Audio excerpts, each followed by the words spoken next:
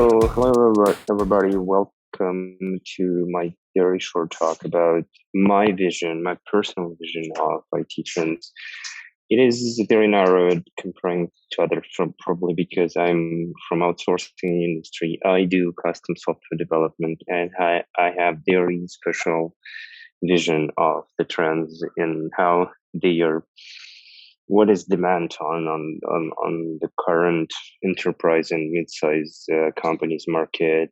So it's probably a bit different from what you currently facing, but who knows where you're going to get tomorrow. Um, so so what this is about? So why why do we have all this changes? Because it is obvious that the world has changed since all last pandemic and changed situation. So it is absolutely obvious for everybody that it's not going to recover in foreseeable future. Or if it's recovered from the travel perspective, it will remain as it is now from the remote work perspective and so on. Because nobody frightened now because of remote workers sitting somewhere behind the ocean or kind of the other side of the planet, or kind of there's no demand to go to office on a daily basis and so on. And I believe that it might change a bit, but it will remain and evolve this way the following years for sure.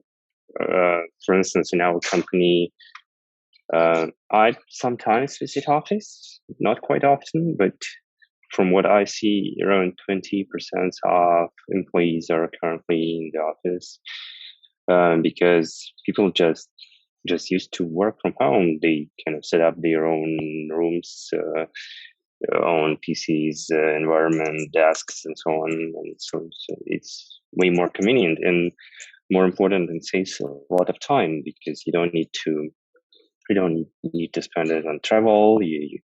You can stay focused. And latest questionnaire what we did and what we heard from others is that people actually spend more time on work. So it might be kind of sounds a bit strange because there are a lot of factors which disturb you at home, but you can work way more hours than before. It might be bad, might be good, but who knows? The time will show us. Um, Having delay and having sort of pause in software development in 2020, currently outsourcing experience huge growth of demand in custom software development, and it is accelerating. Kind of, we during the last year we doubled. Basically, we used to be 2,500s, now we 1,500s of people who recently closed 5K headcount in DataArt, and we keep growing. So it means that we kind of vacuum cleaning the market, sort of. We definitely do it as well, the same way as others do, but what I notice from my experience interviewing people is that unfortunately overall level of education and overall level of knowledge slowly degrading, because probably that we need to hire less experienced people to stuff the projects. So it is because of the accumulated different demands. So what I think we will need to be focused on next year, or probably number of years, and where the trends are going is definitely not something set in stone. It's just my opinion. Please consider it this way. Sorry about it. So I think that if we talk about technologies to learn blockchain, and I personally started digging into blockchain a while ago, especially NFT, DeFi, and DAO. I believe that distributed organizations are something very promising, which could lead us to quite clear organizations with their internal manifests and agreements exposed inside smart contracts. I believe that could be very interesting in future. So we could have kind of organization of our dreams without management. This is, by the way, what DataArt does. For instance, in DataArt, we are quite flat organization. I personally, working here for 6 years, do not have any manager. I don't know who's my manager. I just don't have him. Because if I have any questions, I have special committees and special groups to solve my problems, but I don't have any boss on top of me. That's cool, by the way, because it's sort of freedom. So I just helping projects and I don't have anybody to report to. Quantum computing, obviously, very promising, but quite young industry. Hopefully next year will got a lot of power. Machine learning, for whatever reason, I wrote it twice. But machine learning is very promising and quite evolving and advancing in DataArt. Internet of Things. As far as every single device is kind of getting smarter, it's obvious that it will be taught into internet. Recently, we had a project, for instance, quite interesting one.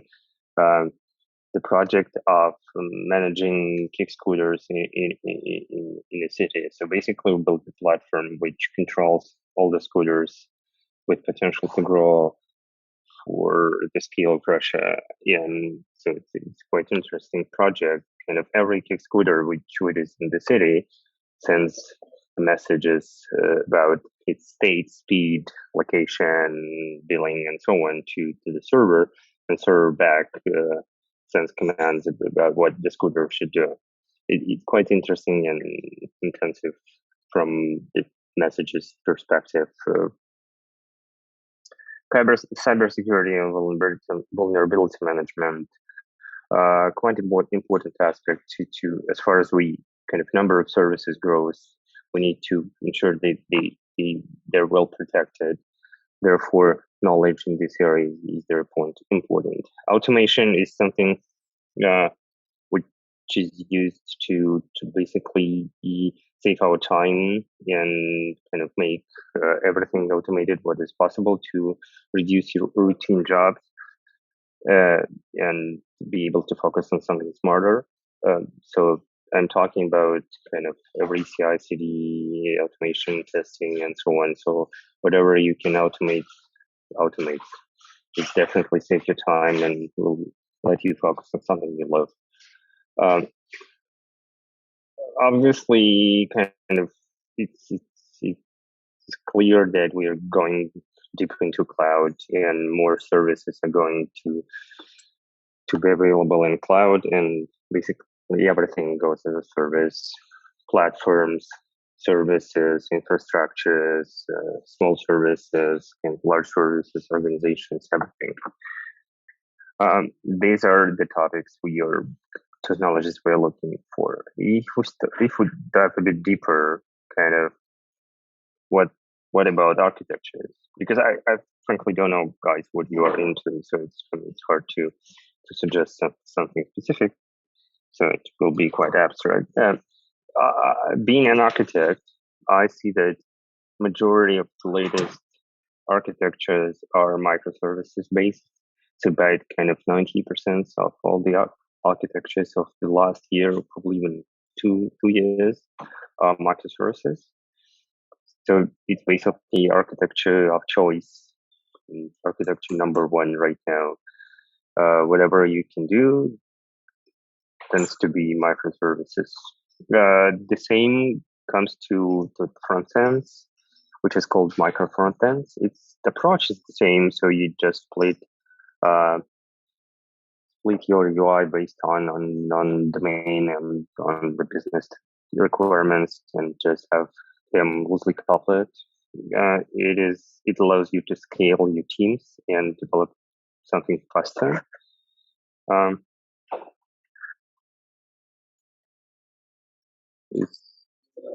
Sorry, just reading the messages in the chat. Cloud native. For me, it's kind of, I would say, the drawback, because I do like development, kind of the classic development, just having some industry mature language. But having cloud native, unfortunately, makes you a bit cloud specific developer. Like, if you need to develop something with Amazon, you need to be sort of Amazon developer. So you're not longer Java, Python, C#, whatever developer. You're kind of Amazon developer, because you need to know a lot of specific of the cloud. But for me, it is the trend. It is there we go. We need to have specific knowledge for each cloud, and each cloud is different. They quite similar in principle, but in general, I mean, but in details, there are a lot of devil in details usually in each cloud. So you need to have specific knowledge, and it speeds up your development. If you don't have specific knowledge, then that you will waste a lot of time on it, unfortunately. Talking about the architecture type, in addition to microservices, if we need to connect them, we usually do event-driven and CQRS approach, because of the scalability of those technologies, because the products we do usually have high demand in terms of performance and scalability. Also, I see that projects and products written a while ago now come back to us with the problem of legacy refactoring.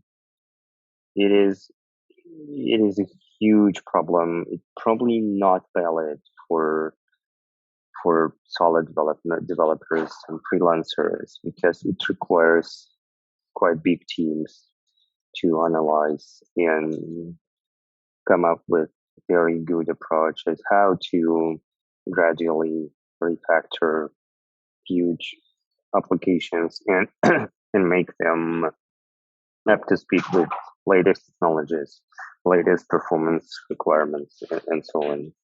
It is very intensive task in terms of analysis. So first, before you start changing something, you need to understand how to change. What is the way of doing that very accurate surgery, and where to cut, what to replace, what to refactor, and so on. It's very sensitive topic. And companies usually would like to have their system up and running all the time. You do development, and it is quite a normal situation to have things refactored, being working side by side. So you start developing system without really getting down the old one, and without diving for years into development of the new one. So you start iterative process of incremental improvements, and that is the only sustainable way of keeping business up and running, at the same time improving products and platforms. That is connected to processes to learn. I believe that it is well known for years right now, right? So Scrum, Kanbans are not something invented yesterday. They're well known for years. But unfortunately, what I see is that besides that, people say, we do know what is Kanban and what is Kanban and so on. But in fact, they don't. They just kind of try to name iterations, but some activities, and at the same time they do work they tend to do. So they're still asking for full list of requirements. They keep asking for full detailed estimates and so on. And this is something we need to change. We need to change it to start thinking incrementally, iteratively, and so on. In terms of documentation of architecture, I believe that all complicated notations like TOGAF and others, similar ones, UML and so on, are probably getting less popular. Probably they stay inside large enterprise, but in mid-size, nobody's really asking about them. And C4 notation with C-level with 4 levels of simple diagrams are usually sufficient to show context in containers and system architecture. So that's enough in most of the cases. In some cases, you could add some simple UML diagrams related to to flow sequence diagrams. So that's it about architecture and processes. What I use right now and what I will be using probably next year for sure. Languages. That's very very sensitive topic. That's probably because I do have my own preferences, but I try to be open. For instance, I believe C# is a bit underestimated in terms of its power. People tend to keep using Java and other technologies, while C# is very promising. And I saw a lot of comparison on the internet saying that C# is kind of for Windows. I kind of immediately closed those kind of comparison because it means that people have no clue what they're actually talking about. C# and .NET Core is not for Windows for the last 5 years already. So it's a definitely cross-platform, open source, very promising platforms and very high performant. And the flexibility of language and conveniency of language is incomparable. Is very, very good. Rust is very good from performance perspective. R is something which is very good from data analysis and the way how you represent kind of high level way of operation of data. Kotlin is, for me, it's new Java. It's something what JetBrains created as a replacement for Java. They're not there yet, but I believe it should be there one day. So if you would like to stick with Java world, I would say that Kotlin is something you need to choose. Language to earn, it's kind of a joking part. It is the most paid languages right now, and because of the complexity and lack of people. For instance, we have closures incorrectly spelled. So sorry about it. For instance, we had a client in Latvia who started a project with Clojure, and then they realized that they hired basically everyone in Latvia who knew at least something in Clojure. So basically, they currently cannot really scale their team at all, and that increases demand dramatically and increases salaries of those developers dramatically. COBOL is a very interesting language, 50 years old. Even 10 years ago, we had a story from a CEO of the company who bought our company. He said that we have right now very high staff turnover in COBOL, and we said why you should keep those guys? Why do you have such staff turnover? They're dying. That's not really a joke. They quite old, and there are a lot of code written in COBOL. So right now is probably the topmost paid programming language in the industry because of legacy of the requirement to support all legacy. Um, other other stuff I would like to talk about, which I frankly we should try, but I do not really believe they be will they will be evolving a lot.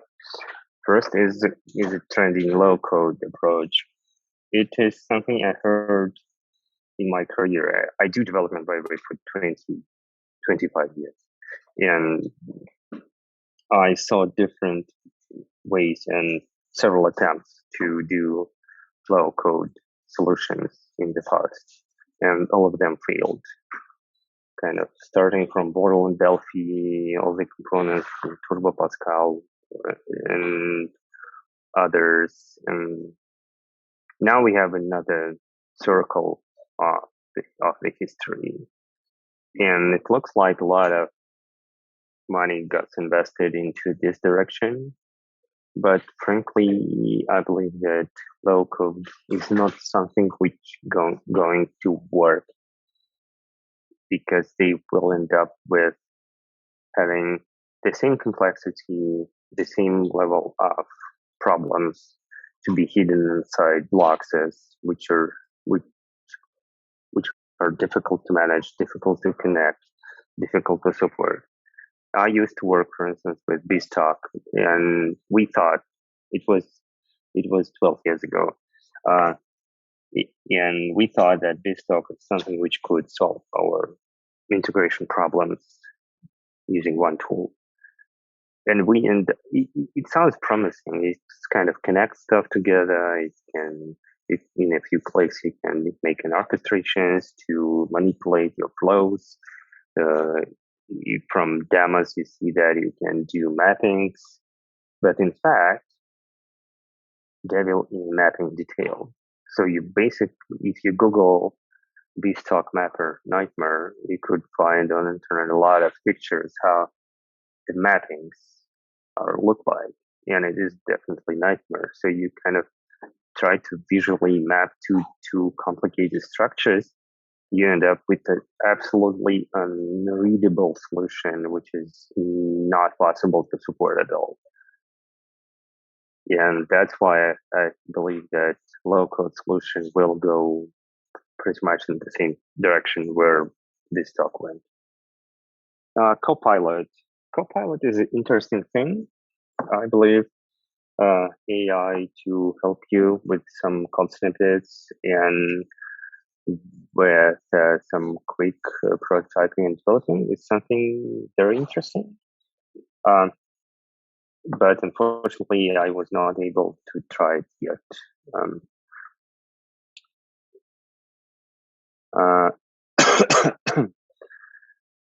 GraphQL, I put it separately here because I believe it is very promising from the approach perspective because it allows you to basically make your microservices architecture work as a unified API with stitched schema on a gateway. It sounds very good, but in fact, there are a lot of issues in current implementations.